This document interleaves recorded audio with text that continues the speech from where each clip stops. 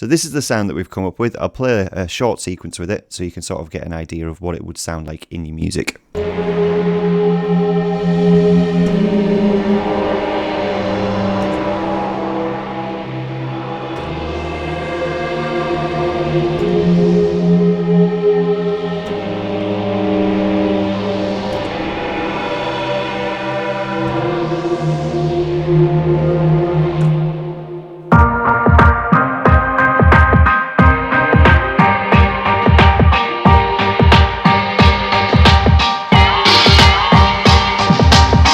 Yo, I'm Sketty and I'm here bringing you a new tutorial on how to create infinite drones / pads in Vital. I'm going to take you through all of the steps and also include a preset in the description so you can deconstruct and make your own version of it as well. Before we get into it, if you'd like to hit the subscribe button, if you like this video, if there's any content you would like to see in the future, I also run my own community on Twitch and we've got a Discord server where we have loads of producers together, getting together, making music. So check all of those links in the description as well. Right, let's get to it. First things first, we want an initialized Vital preset.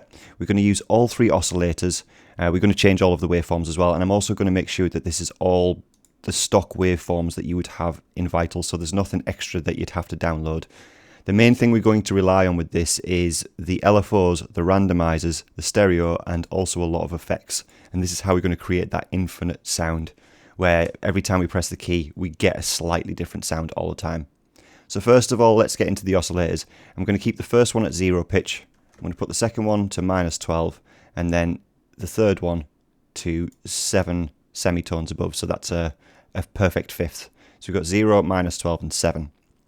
Next thing I'm going to do is I'm going to turn all of the levels down, and we're going to start picking random waveforms. And this is a really cool thing. You can use pretty much any waveforms you want, and it's to taste what you're going to try and figure out how you want this to sound. So first of all, let's just pick a random one. Let's use quad saw, and I'm going to pick a random effect here, and let's go for harmonic stretch and see what we can do with it. So obviously with the harmonic stretch, it's going to stretch out those harmonics and give more of a brighter sound. The higher you move this dial, as you can see, it's including a lot more harmonics or less harmonics, turning it more into a sine wave. But these are usually in key and keeping with the waveform itself. In harmonic stretch, it's usually a little bit more dissonant. Next thing we do is set this to 7 voices on the unison, so we can spread this out of the stereo field, and let's just listen to what this sounds like. So first of all, we're going to hear what this sounds like, and I'll have to turn the level up again for this.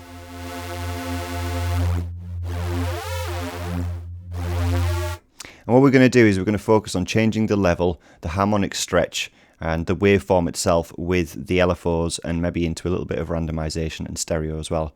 So the thing that we want to do with these LFOs, we want to move them out of the tempo and put them into seconds mode. And this is where we start to get that really sort of infinite loop happening. Because if we set these, I tend to find anywhere above 5 seconds is a really cool place to start. So let's have the first one at 8 seconds. The second one we're going to set to around 10 seconds. And then the next one, let's set to around about, let's go for 7 seconds, but making sure all these values are slightly different to each other. You can change between trigger and sync, it's entirely up to you, but make sure it's either of these. If you have it to envelope mode, then this LFO will just stop after the first run through, so it needs to keep looping. So what I'm going to do is I'm just going to set some random curves.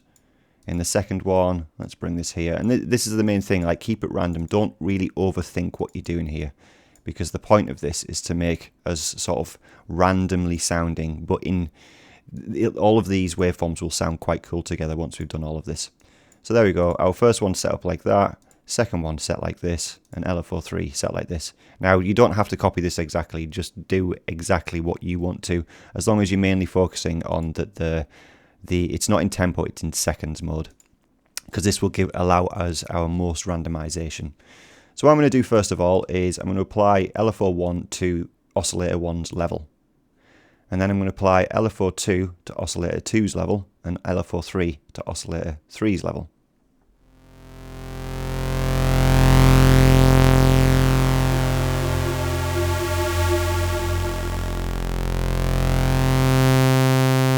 And as you can see, those levels are coming in, obviously, at the time that each LFO is set, but because they're staggered with each other, this is where it starts to get infinite, where the sounds will start to change over time, because these aren't going to match up with each other.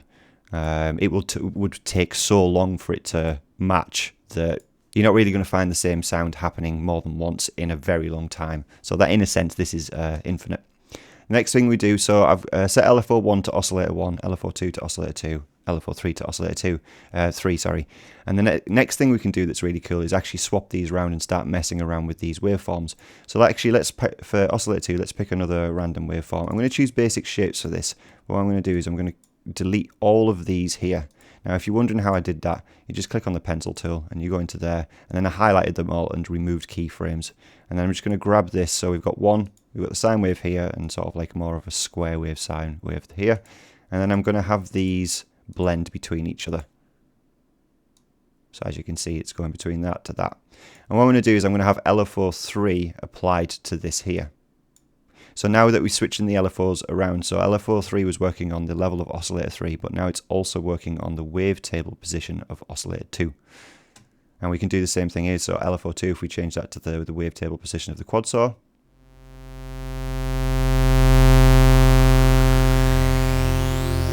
For now, I'm just going to bring the harmonic stretch down because that's a lot of bright frequencies. We're going to change that with the filter as well. And then LFO1, let's first of all choose a waveform in here. So let's go for, let's pick a random one. Source for days. Let's see what that sounds like. There we go. And then, yeah, let's use LFO1 to change its wavetable position. Now, again, these don't have to go from 0 to 100%. They could go the opposite way. It's entirely up to you. This is all to taste. Like, there's no sort of like quick and fast rule here. It's just making sure that these LFOs are doing most of the randomization techniques or effects even.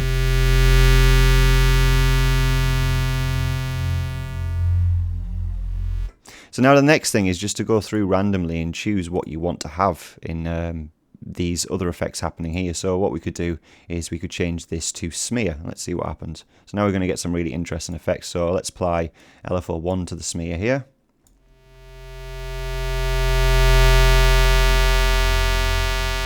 Let's add some more unison as well with 7 voices on the third oscillator. Another cool thing that you can do as well is by making this stereo and then also bipolar, you're going to now start to fill out the stereo field, so it's not just a mono signal. Obviously the unison is given some stereo width, but this is going to add some extra depth to it as well. I'm going to change this one to low pass, which actually, no, that's probably not a good idea because it's a sine wave. Let's go for inharmonic stretch instead, and let's see what we can come up with.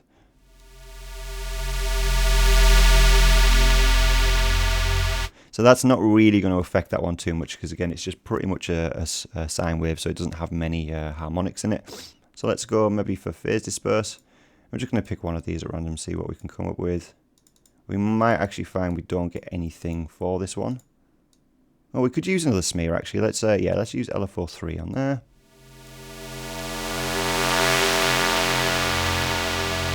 Now another good idea is to keep your phases at about 100% or anything below 0% because that's going to obviously start the waveform at different positions within its phase. So let's bring these down, and again, that's another great way to randomize. You could even obviously take this and start applying the LFOs to it as well. So let's apply LFO3 to there. So again, it's just relying on these LFOs to do a lot of the work of keeping it infinite.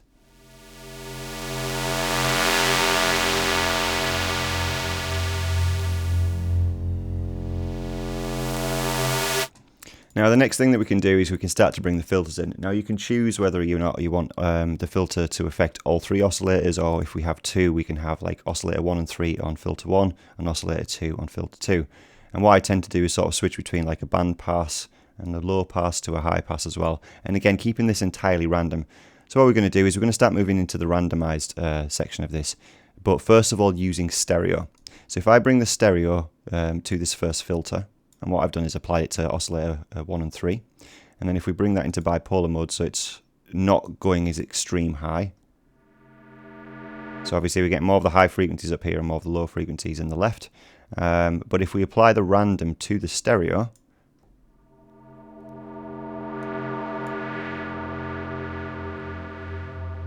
and again, we could change this to seconds as well if we wanted. Now I tend to find keeping this between 0 and 2 seconds is the best.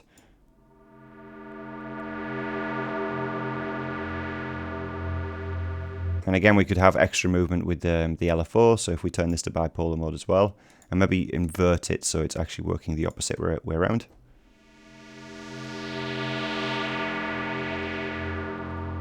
We could apply LFO 3 to the filter type, so from low pass to band pass to high pass.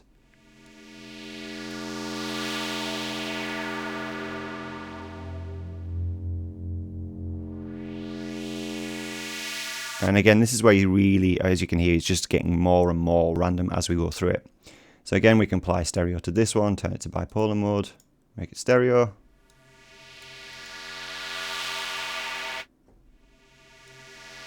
Which for some reason that hasn't happened. There we go. And again, what we're going to do now is going to apply random 2 to that. So let's put random 2 on that stereo. Let's change it to seconds mode.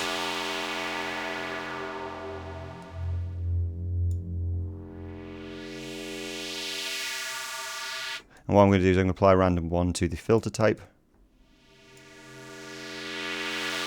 Make that bipolar as well.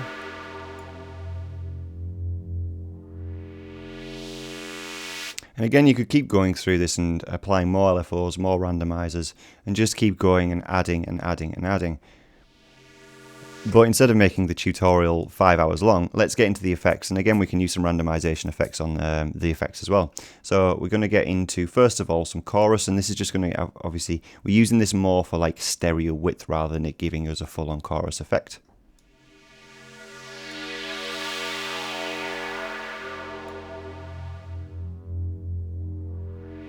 I'm going to start, now this is a sound that can really give you that cool dronal sound, is by adding distortion.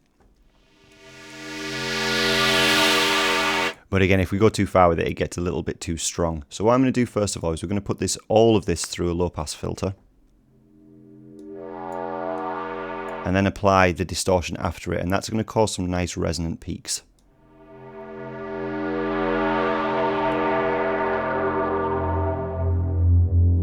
Oh, there we go.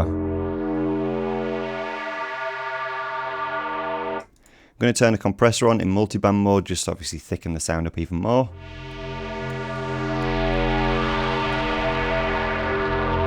And now we're starting to hear that really cool resonant tone from the distortion. And you can go through all of the different distortion types as well. Now when this sound really starts to come together is when we start to get into the reverb. So let's put some reverb on here as well. I tend to bring the low cut up a little bit because you don't want too much reverb in the low end and it can get a bit too muddy. And then I sort of do a little bit of high pass here as well. Now it's good to bring the time up and the mix up as well, because this is really going to, the distortion driving into the reverb is where we start to get that really, really cool resonant texture.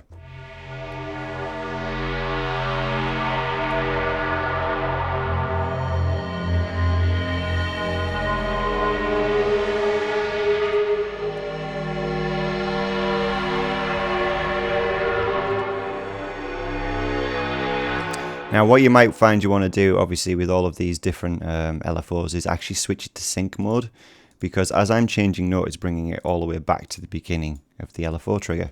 So if I play and that's mainly for when you're changing note. If you're just keeping one note pressed down, then it doesn't really matter. But if you're obviously trying to make chords with this, then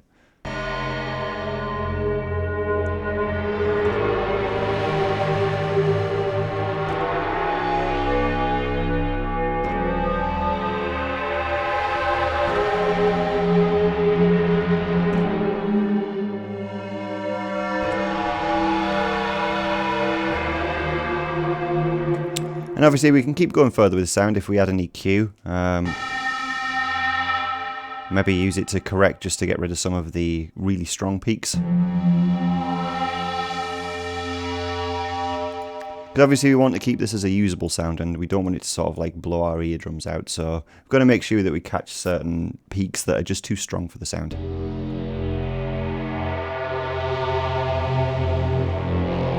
And again, I could just keep going further in. We could even start using FM synthesis as well. So if we bring FM from Oscillators 3, and again play around with using a randomization on it. So let's have this changing the level of the FM.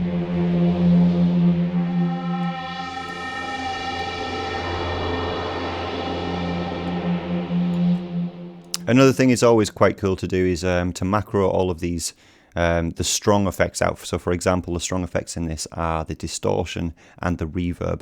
So what we could do is we could bring the drive down and then have that as a macro, so you could obviously then start to turn that on and off if you wanted to. So I like the distortion in this sound, so I'm going to keep it on. But it's just another option that's available to you. And then the same with this reverb. If we bring the mix all the way down and then macro that as well.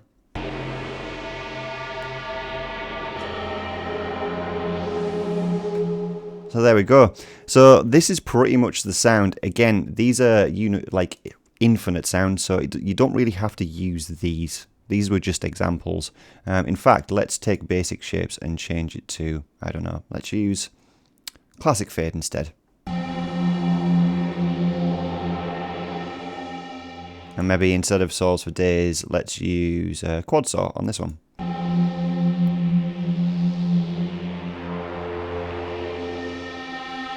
And as you can hear, we're starting to get slightly different textures. Obviously, it's mainly soaked in that distortion and reverb, so we're getting that strong resonant tone, but you can start to hear all the different nuances that happen as well. So this is the sound that we've come up with. I'll play a short sequence with it so you can sort of get an idea of what it would sound like in your music.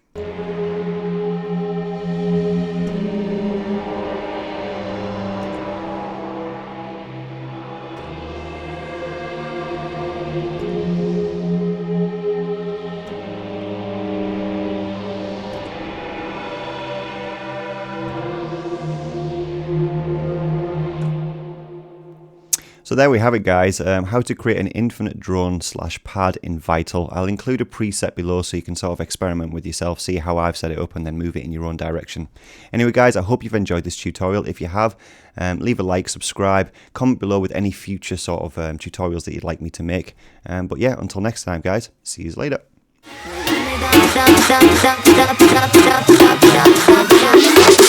Everybody jump up, come on!